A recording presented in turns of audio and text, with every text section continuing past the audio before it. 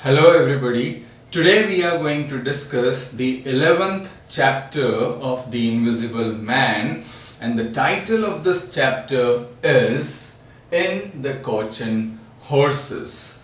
So to understand what happened in the last chapter, which was Mr. Marvel's visit to Iping. So to understand that fully, we must know about the details in this chapter, because before Marvel went to Iping, or before Marvel went into Cochin Horses, what happened there is given in this chapter. Because before Marvel, there were already some people in the parlor of Cochin Horses. And who were they? Dr. Curse and the Vicar, Mr. Bunting. So actually, what happened that after the Invisible Man was gone, that room, his parlor, was all tidied up, all the scattered things were properly arranged, his clothes were removed, and the room was now all tidy.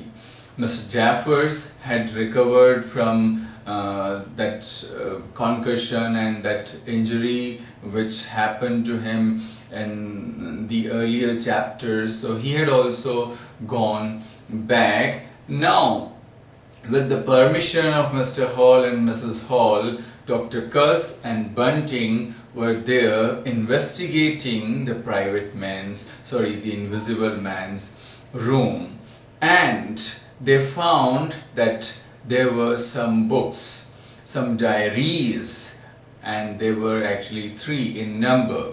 So, under the window on the table where the Invisible Man worked, 3 diaries were there. So, seeing those diaries, Cuss said to Bunting, "Diary," and they were written in hand. There was no name on that. He again repeated, "Diary," and then he took one of them. So out of the 3, he took 2 for the support of the third and started turning over the pages. And he found that he couldn't understand anything in that diary. He said, "It's all cipher. There's nothing, no diagrams, no illustrations. It's all cipher.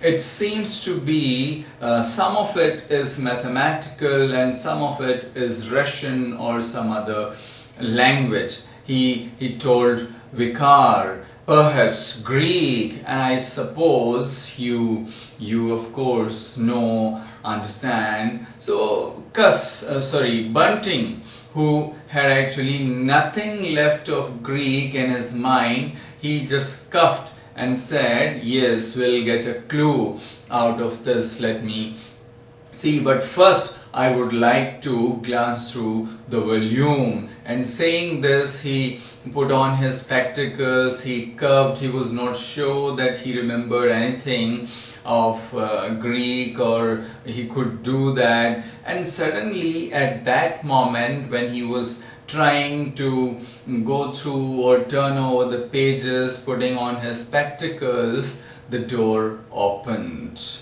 and a stranger in a coat and a silky hat, plump and red face, he said, "Tap." So they simply responded to the man over the other side, "My man." So, "All right, stand clear."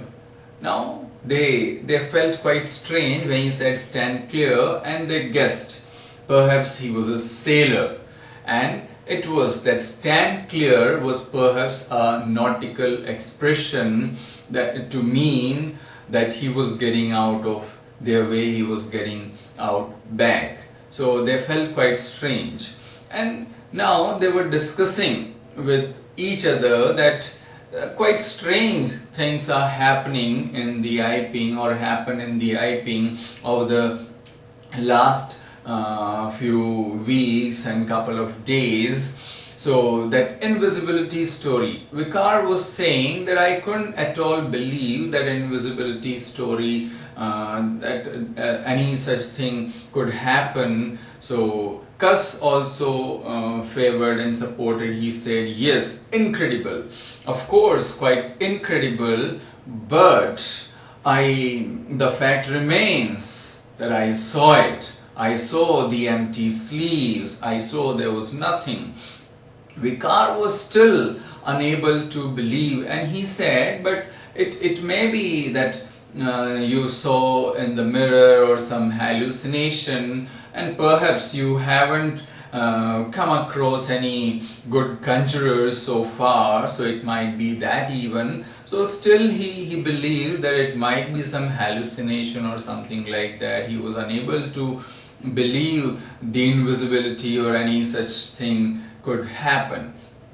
And it was at that moment that he felt that something was there, a pressure or something like that on his neck. His face all flushed, came closer to the book and the table, and it was the pressure of some firm, heavy hand, and then the face of Kus and Vikar, it was almost closer, and Vikar could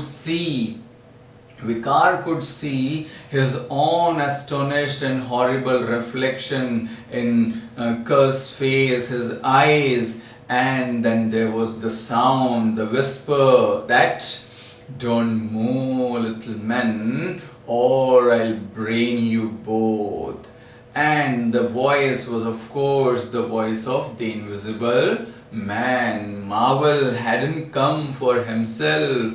Marvel had come for the invisible man. And after he entered, he had gone. So that's what we had seen, or we discussed in the last chapter. So he told them that, don't move, little men, or I'll brain you both. And with that, their chin were closer to the table, and there was a concussion, there was the chattering of their teeth rattle. And he said, since when you learn to investigate a private man's memoranda? Since when you learned to investigate the private rooms of a man? So he was quite, say, in a scathing manner, he was talking to them, and then he said, now you sit here and don't try to do any nonsense. He said that I am quite handy with poker, and besides that I am invisible. So if you try to do anything, then mind it. He said, I'll relieve you if you will promise that you won't try to do any nonsense or create any nonsense. Otherwise, I could kill you both and get away from here quite easily if I want to. So you understand that. So they promised. They said yes, that we won't do anything.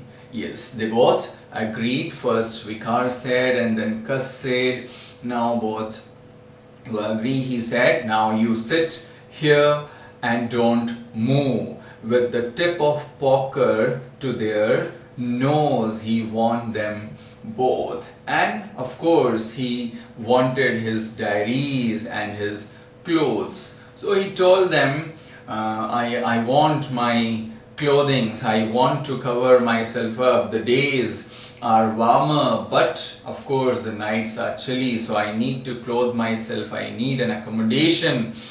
But when he didn't find any clothes and they were about to rise, he said, no, don't rise, I can see that the clothes have been removed. So he took the diaries and he actually got the clothes as well, but it was from both of them. So what we saw in the, or what we discussed in the earlier chapter, the last chapter, that it was, he was passing the diaries and the clothes to Mr. Marvel, who was standing outside the window. He had already warned them that I had taken out the key, the door is locked, I am quite strong, so you cannot escape, so you must sit here calm, and you shouldn't try to do anything, any nonsense and any such thing. So this is all about your 11th chapter, that Mr. Cuss and Bunting was searching or investigating his room, but they were unable to understand what he had mentioned in those diaries, and quite easily, with the help of Marvel, the Invisible Man got into the parlor and got away with all the diaries and things he wanted. So to know what happened in the next chapter, we'll watch the other video. So keep watching. Till then, thank you very much.